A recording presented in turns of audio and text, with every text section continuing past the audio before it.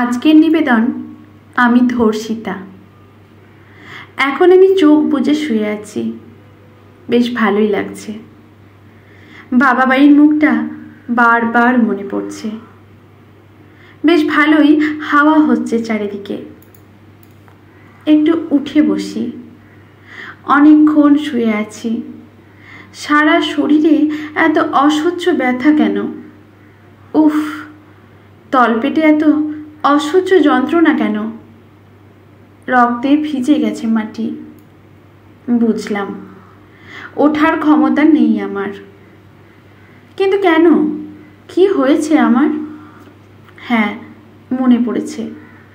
জন্মদিনের পার্টিতে গিয়েছিলাম। গান চলছিল, কেক ছিল, অনেক সুস্বাদু খাবারও ছিল। এই তো একটু আগেই আমার শরীরটাকে ছিঁড়ে খেয়েছে কিছু নরখাদকের দল। বারবার আকুতি করেও কেউ শোনেনি আমার কথা। রক্তে ভেসে গেছিল বিছানা, তাও শোনেনি আমার আকুতি। নৃশংসভাবে ভোগ করেছে আমাকে। মানুষের মাংস যে এত লোভনীয় সত্যি জানতাম না। সবচেয়ে সুস্বাদু। যতটা নৃশংসভাবে নিংড়ে নেওয়া যায় তারই প্রতিযোগিতা। কালকে স্কুলে যেতে হবে, বাড়ি যেতে হবে, নয়তো বাবা মা চিন্তা করবে। সামনেই পয়লা বৈশাখ।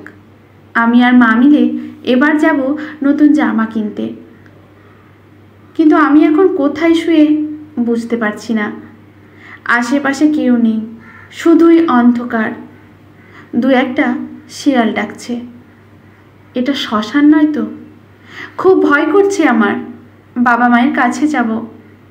কাল সকালে তো টিউশন আছে, তাড়াতাড়ি উঠতে হবে। উফ, তলপেটের ব্যথাটা যেন ছিঁড়ে দিল ভেতরের সব পেশিগুলোকে। এখন কি করে বাড়ি যাব?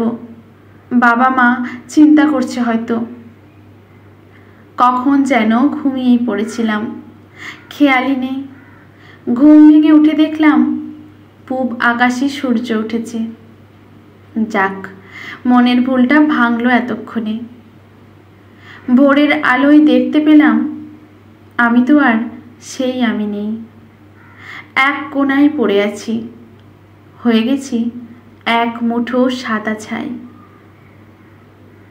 আজকের গল্পটি এখানেই সমাপ্ত। ভালো লাগলে লাইক, শেয়ার, কমেন্ট করে পাশে থাকবেন। ফেসবুক থেকে দেখলে পেজটি ফলো করে নেবেন। ইউটিউব থেকে দেখলে সাবস্ক্রাইব করে পাশে থাকবেন। ধন্যবাদ।